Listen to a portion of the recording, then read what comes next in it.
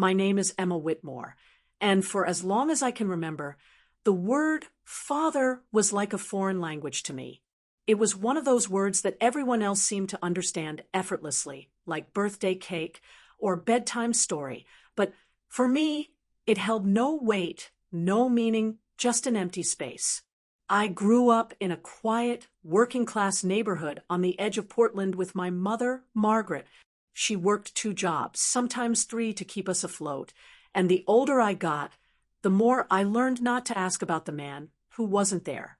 Whenever his name came up, my mom's face would tighten, just slightly, her lips pressing into a thin line. That was my cue to drop it. But that silent gap in my life only grew wider as I did. School plays, father-daughter dances. Even those silly draw-your-family projects in elementary school, they were all gentle, persistent reminders that someone was missing. And as the years went by, the questions I used to ask out loud became private thoughts, buried somewhere deep where even I didn't want to look. Until one cold, quiet evening last winter, I had been scrolling through social media the way we all do, absent-mindedly, half bored, letting my thumb flick past engagement announcements, baby photos, old classmates on vacation. I wasn't searching for anything, at least not at first. But then, out of nowhere, a thought drifted into my mind like a whisper. His name, Jacob Whitmore. It felt strange, even typing it. A name that belonged to a stranger, but was technically half of who I was. I paused for a long time, staring at the search bar, fingers hovering over the keyboard, as if the act of writing it might summon something I wasn't ready for. I hit search. The results were overwhelming. Dozens of people with the same name scattered across the country. Some young, some old, none of them quite right. I scrolled, my curiosity shifting between hope and skepticism. Part of me wanted to find him. Part of me was terrified I actually might. For the next few nights, it became a routine. After work, after dinner, when the world got quiet, I'd sit with my laptop or my phone, opening one social media app after another, Facebook, Instagram, even LinkedIn. I felt like a detective chasing a ghost I wasn't even sure wanted to be found. And then, one evening, buried between endless profiles, I saw him. The profile photo wasn't dramatic. Just a man standing in front of an old pickup truck, wearing a flannel shirt, his arms crossed casually.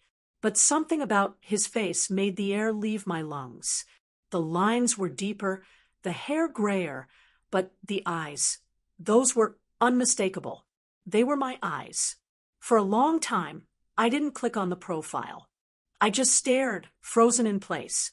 My emotions tangled in a way I couldn't untangle. Shock, anger, curiosity, grief. I didn't know whether to laugh, cry, or shut the laptop and pretend it never happened. But eventually, I clicked.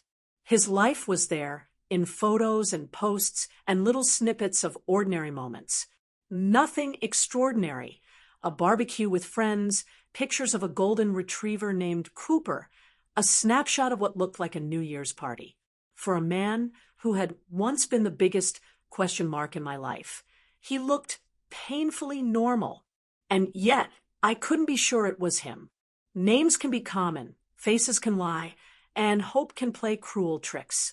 I spent the next few days comparing the few old photos I had, a grainy picture of my mother and a man I only half remembered tucked away in a shoebox at the back of her closet with the man I'd found online. And the more I stared, the more the similarities spoke for themselves. But knowing his name, his face, even his life, that wasn't the end of the search. That was just the beginning. Finding his face on that screen had stirred up something inside me I couldn't easily put away. For days after I stumbled across his profile, I couldn't focus on anything else. Work, friends, the ordinary rhythm of my life. It all became background noise to the single looming question, what now? Every night, I would open his page again. scrolling through the same handful of photos, reading old captions, sometimes even tracing the lines of his face on the screen with my finger, like I could sketch out the years I'd lost. I watched him from a distance the way I imagined he'd once watched me disappear from his life. But sending a message, that felt impossible. What do you even say to someone who walked out of your life before you could form your first sentence? Hi, I'm your daughter. Remember me. It sounded ridiculous even in my head.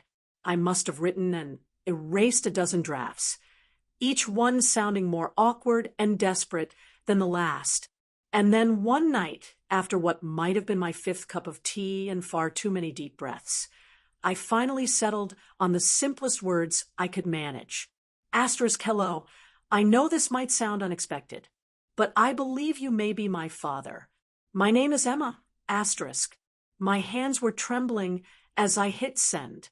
And once I did, the silence that followed was unbearable. Hours crawled by, then days. Every notification sent my stomach into freefall, only to find it was a spam message or a work email. I had almost convinced myself he wasn't going to reply. But then, one gray Sunday morning, the reply came. It wasn't long or complicated, just a simple message that I've never forgotten. Asterisk Emma, I've thought about this day for a very long time. I'd like to talk, if you're willing. Asterisk. I stared at those words, barely able to breathe. I must have read them 100 times, searching between the lines for some kind of hidden motive, some hint of rejection, but it wasn't there. His reply wasn't defensive or dismissive. It was gentle, careful, even. We exchanged a few more messages, cautious and measured like two strangers learning to walk on ice. His words were polite, a little formal, as if he wasn't sure if I was real or if I'd vanish like a dream. But the one thing that struck me most was the way he ended his messages. Asterisk, thank you for reaching out. I never thought I deserved the chance. Asterisk, that sentence stayed with me. Eventually, texting wasn't enough. He asked if I'd be comfortable talking on the phone, and after several nights spent rehearsing every possible conversation in my head, I agreed. The first time I heard his voice, I felt like a child again, standing in front of a locked door I'd been trying to open my whole life. His voice was deep, steady, but softer than I imagined. And the very first thing he said, after I introduced myself, was, Asterisk, you sound just like your mother. Asterisk, it hit me harder than I expected. A strange, bittersweet warmth bloomed in my chest, part belonging, part heartbreak. We talked for nearly 2 hours that night. The conversation wandered from safe, surface-level topics to uncomfortable truths. He told me about his life, the jobs he'd worked, the places he'd lived. And then he admitted it, plain and unvarnished. Asterisk, I've thought about writing to you for years. Emma, I didn't know if I had the right. Asterisk, I didn't know what to say to that. A part of me wanted to be angry, to demand answers, but another part, the part that still craved that connection, held me still. That first phone call wasn't perfect. It was awkward, emotional, and full of gaps. But for the first time in my life, the silence that had lived between us started to crack. A single conversation had done something I never thought possible. It made him real. A few weeks passed after that first phone call, and the strangeness of it never fully wore off. It was like I'd opened a door I didn't know I had the key for, and now that it stood wide open, I couldn't quite decide whether to step through or close it again. Jacob. It still felt odd calling him, that, even in my thoughts, never pushed. Our conversations became a quiet routine, usually in the evenings when the world slowed down. We talked about little things, the weather, books, old movies we'd both seen. But beneath every word was an undercurrent of unspoken questions neither of us had yet dared to ask. Then came the day he asked if I wanted to meet in person. I must have read that message 100 times before answering. The idea of seeing him, The man who should have been there for every scraped knee, every birthday, every heartbreak, stirred up so many tangled emotions I couldn't even name them all. Fear, excitement, anger, longing, all fighting for space. We agreed on something simple. A small coffee shop just outside the city, one of those quiet little places tucked between a bookstore and an antique shop. Neutral ground. No expectations. No pressure. When I walked through the door that afternoon, I spotted him almost immediately. He was sitting near the window, a mug of coffee cradled between both hands, staring out at the street like he was searching for something. Or maybe someone. When his eyes met mine, it was like the world around us stopped moving. Up close, I could see every line time had etched into his face. He looked older than the man in the photos, more worn down by life, but there was a softness there I hadn't expected, an unfamiliar kindness. He stood up, unsure whether to hug me or shake my hand, and I think I was just as lost. In the end, it was me who stepped forward. The hug wasn't long or dramatic, but it was the first time I had ever felt what it might be like to have a father's arms around me. And for that moment, I let myself feel it. We sat for hours. The coffee grew cold. Our conversations wandered between awkward pauses and slow confessions. At one point, I asked him the question I'd been holding on to for most of my life. Asterisk, why did you leave? Asterisk, his hands tightened around the coffee mug, and for a long time he didn't answer. Finally, he looked at me, his voice quiet but steady. Asterisk, your mother and we were kids pretending to be adults. I wasn't ready to be a father. I was selfish, and I was scared. I thought walking away would spare you the mess I was making of my life. But I see now, I didn't spare you anything. I just left you with questions I should have answered a long time ago. Asterisk, I don't know if hearing those words healed me. It didn't erase the years he missed, or the birthdays, or the pain of growing up without him. But for the first time, I saw the truth in his eyes. He wasn't a villain, just a flawed, scared man who had made choices he couldn't undo. And somehow, knowing that helped me start to untangle the knots inside me. When we finally said goodbye that day, he told me something I didn't expect. Asterisk, I don't know if I deserve to be your father now. Emma, but if you'll let me, I'd like to try. Asterisk, I didn't answer him right away. Some things take time to understand. And this new, fragile relationship we were trying to build would need all the time in the world. Time moved differently after that first meeting. Each conversation, each coffee shop visit felt like peeling back another layer of a life I had never known. I thought reconnecting with my father would be this sudden, sweeping moment, like the flick of a light switch, but in reality, it was more like learning to swim in deep water. One careful stroke at a time. Jacob, for all his efforts, never pretended the past hadn't happened. He didn't try to rewrite the story or offer excuses that would make the years disappear. Instead, he shared pieces of his life with a kind of quiet honesty that I wasn't prepared for. One rainy evening, sitting in the corner booth of that same coffee shop, I asked him about the day he left, not the version I'd always imagined, but the real one. He was silent for a long time, watching the rain trace lines down the window before he finally spoke. I wasn't proud of the man I was back then. He said, Asterisk, when your mother told me she was pregnant, I thought I could rise to the occasion. I wanted to be better, for you, for her. But the truth was, I was already halfway out the door, before you were even born. Asterisk, the words were blunt, but they didn't feel cruel.